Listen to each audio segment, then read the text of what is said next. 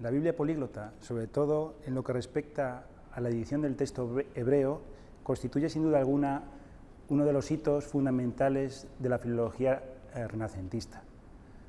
Hasta el momento en que se imprimió la políglota no existía un texto crítico, y si no crítico, por lo menos basado en manuscritos de buena calidad. Para que la Biblia se fuera llevada a cabo, el cardenal reunió no solo a los mejores especialistas, sino los mejores manuscritos que pudo localizar. Entre ellos están varios manuscritos que actualmente están en la Biblioteca Histórica de la Universidad Complutense y que constituyen el cuerpo fundamental de lo que va a ser el texto impreso en la políglota.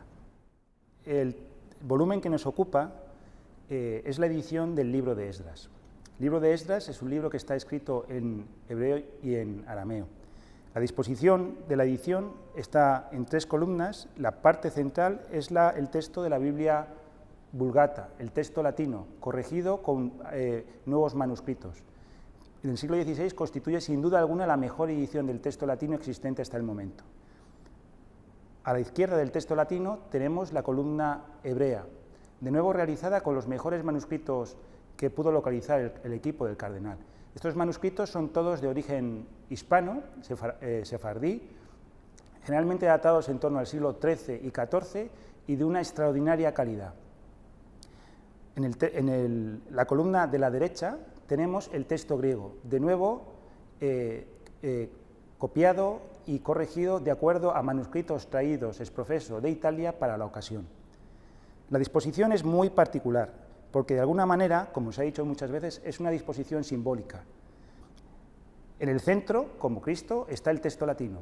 A los lados, el buen y el mal ladrón, el texto hebreo y el texto griego.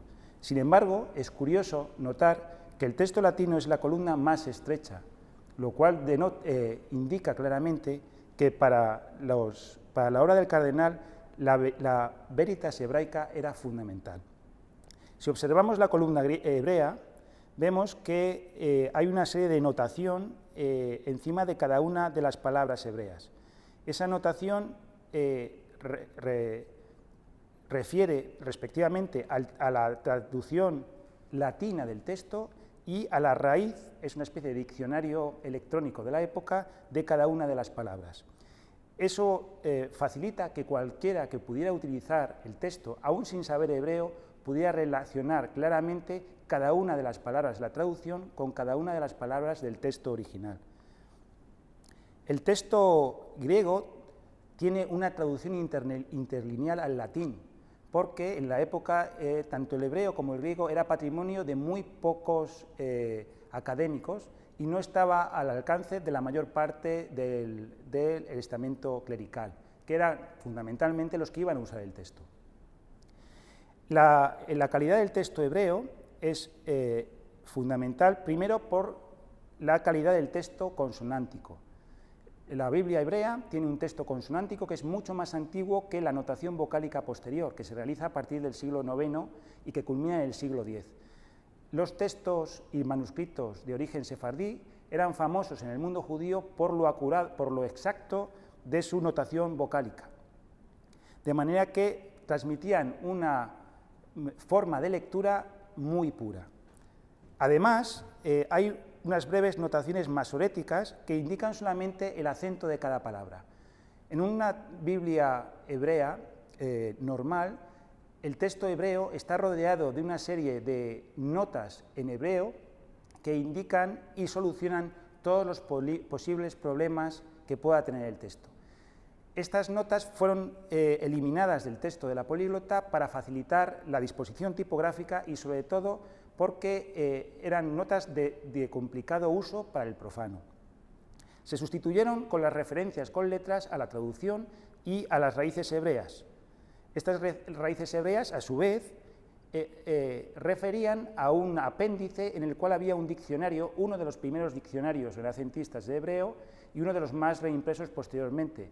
Alfonso de Zamora, el autor, el encargado por el cardenal de realizar la edición y la preparación para el material hebreo y arameo, es el que realizó ese gran diccionario y el que luego, pasado algún tiempo, aumentaría la edición con un mayor número de notas. El texto latino es un texto de extraordinaria pureza. Fue corregido siguiendo las líneas de la filología renacentista, intentando eliminar todos los tipos de corrupción que se habían ido acumulando a lo largo del tiempo. Por ello, no se puede concebir el texto de la políglota separando una columna de las otras. Es un conjunto que se debe considerar y que se tiene que estudiar formando un todo. La grafía de los caracteres, la tipografía del hebreo, es sin duda alguna una de las más claras que se han producido nunca, incluyendo las grafías, los caracteres que se utilizan actualmente en ordenadores. Es sorprendente ver cómo en un texto que tiene 500 años la legibilidad es perfecta y la claridad y distinción de cada una de las letras es absoluta. También es importante observar cómo se guardan los espacios. Esto en la tradición manuscrita hebrea es relativamente sencilla porque depende de la habilidad del sofer. Sin embargo, aquí estamos hablando de la habilidad de tipógrafos que en la mayor parte de los casos no sabían hebreo. La complejidad técnica para poder realizar esta tarea es comparable a la de componer un libro actualmente en varios alfabetos sin contar con la ayuda del ordenador.